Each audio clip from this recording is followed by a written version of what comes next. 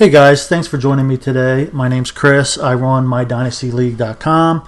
We have 5 different leagues, and today I wanted to take you through our franchise tag bidding in our league MDL4. MDL4 is a 32-team league, dynasty salary league, and it has 2 player pools, 1 per conference. That's kind of how we run it, but it is one league.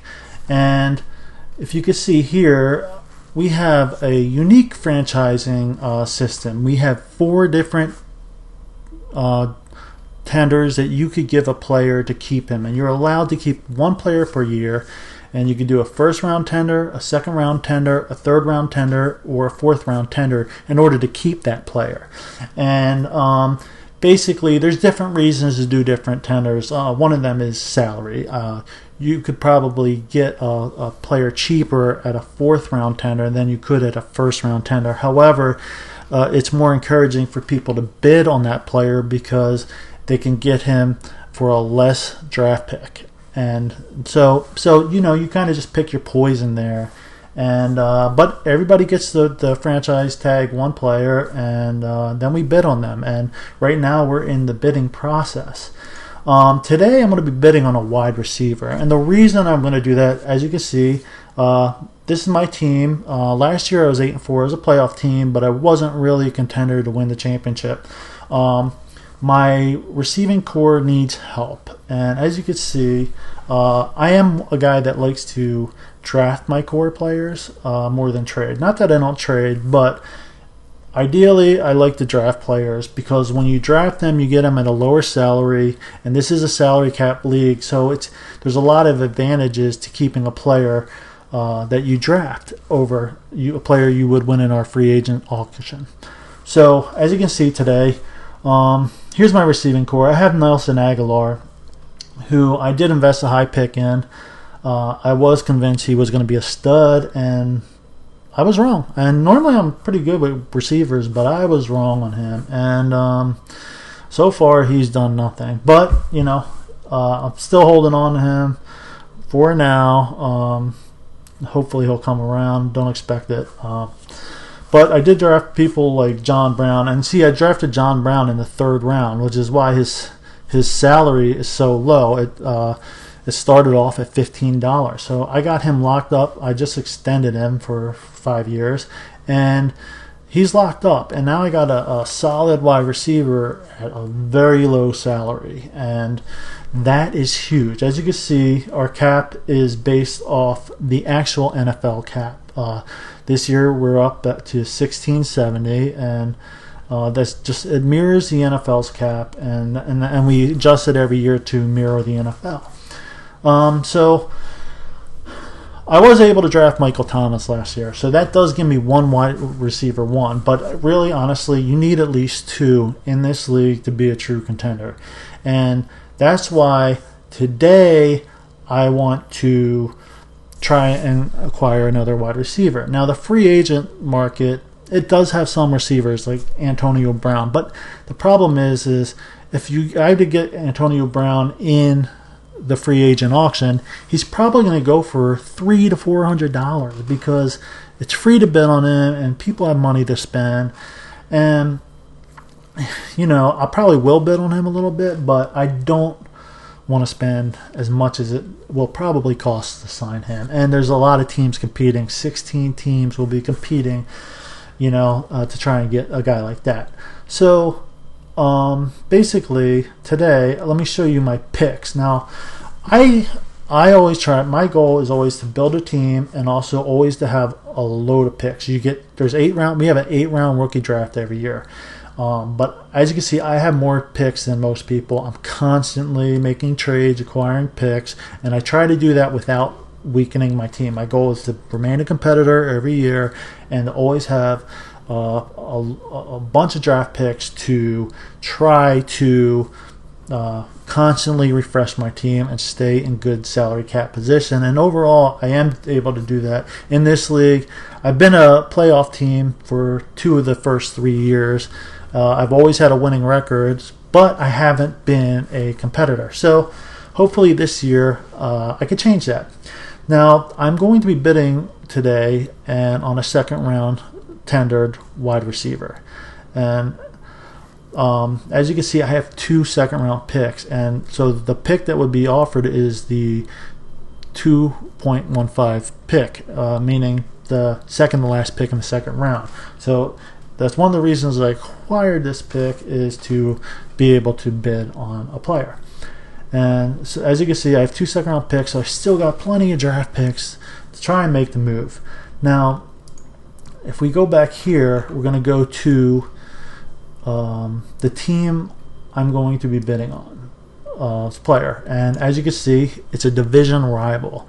And obviously, if I could take an elite receiver from this team and put it on my team, and that team is Tim Tebow's team, then obviously I could try and offset the division and tilt it in my direction. He has a very good team, and I'll show you his team real quick. As you can see, he's got Cam Newton, he's got a great running back core, David Johnson. I got my hands full, man. Sammy Watkins, T.Y. Hilton, Odell Beckham. I mean, this guy's loaded. So I need to take from his team and try and weaken it, and also strengthen my team at the same time, which is why this is a perfect strategy. I will be bidding on T.Y. Hilton, who is a second round tender. The bidding starts at 156, and if we look at this, there are 2 wide receivers that are worth bidding on in the second round. I'm not going to give up a first round pick tender to bid on a receiver, even though the player available is Julio Jones. But he's also, his bidding is currently at 269, a little higher than I want to go. So, you know, you pick your poison here. You go T.Y. Hilton, or you could go Jordy Nelson. I'm going for the division rival. I also like T.Y. Hilton because he's a little bit younger. Jordy Nelson, who's very good, and he surprised me last year. I still worry about injuries with him. Not that T.Y. Hilton can't get worried, but you know, if you put it all together, I'd rather take from a division rival. So as we're going to scroll down here, and you'll see T.Y. Hilton bidding started 156. We had several bids on him so far. Up to him, I did bid on Thursday 200. Now, if you bid $200 on his team, we go back to my division rival, you'll see here that he has $500 of cap room available for the auction, for his rookie draft picks and things like that. But T.Y. Hilton is counted in that, so he really has $656 in cap space. But if I want to bid high, because I want to make it not worth his while to match his salary, I want to discourage him from matching the salary and keeping T.Y. Hilton. Hopefully he'll take my draft pick. And at worst, if he doesn't and he matches the offer, well, then I'm going to give him a bad contract to take on. And because I have cap room, this works out. And we'll go look at my cap room real fast. As you can see, I got over 782. I also have a couple players I could drop should I choose to. So I'm in pretty good shape cap-wise. So Thursday I bidded $200 on T.Y. Hilton. And I after looking at Tim Tebow's cap space, I realized that's just not enough. That's not enough. He's going to match that offer most likely, rather than take a late second round pick, which is not a great pick when you compare it to losing a wide receiver 1. So he was probably hoping to get this player at 156, but he probably knew it would probably go up to 180 at least by some bidding. So today I raised the bid to $240. He still may match that, but basically his salary of T.Y. Hilton went up from 156 to 240. And now, do you want to take a second round pick or take a high contract on, especially when the free agent auctions come in, and there are other ways to get receivers. So I'm not really sure whether he'll match or not. But all I do know is if he matches, he's taking on $240 contract, and it's going to give him less to work with in the auction. Now, he's got a really good team. Also, I probably wouldn't want to spend much more than that. Now, if you go to 240, and we add the inflation for next year, you could see next year his salary is going to be up to $288. So I am tempted to raise it to $250. So next year it's $300. So it just further gets him. And the reason I want him for 2 years is if you go to our bylaws, you will see that we are in our 4th year this year. But I want 2 years because next year our prize pool will double.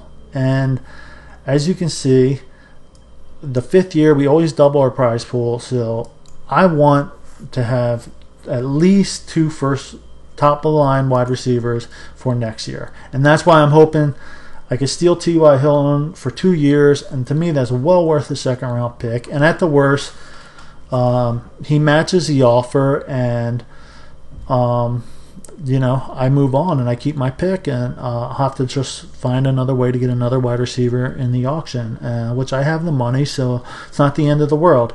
And basically that's what we did here today, and I'll tune in next week and fill you guys in on whether or not he matches.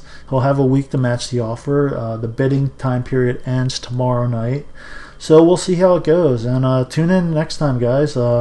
I plan to take you through the rookie draft, which comes in May, and other type of things year round. And hopefully newbies to this league can listen to this, understand how it's done.